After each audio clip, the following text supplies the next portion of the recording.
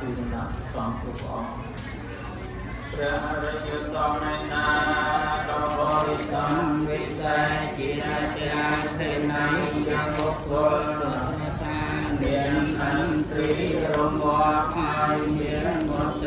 គឺរាជាសិកេហើយទាំងពួងមិនសានបងហើយជាព្រះសង្ឃដល់ហើយនៅវិរិយាសម្រាញ់ដោយគុណទាំងឡាយដោយច្រើនជាព្រះសង្ឃមានអាសវៈធម៌មិនមានគឺថាជាព្រះថៃណាស្របខ្ញុំព្រះករុណាសូមក្រាបថ្វាយបង្គំនៅព្រះអរិយសង្ឃនោះដោយគោរពនិច្ចសន្ធា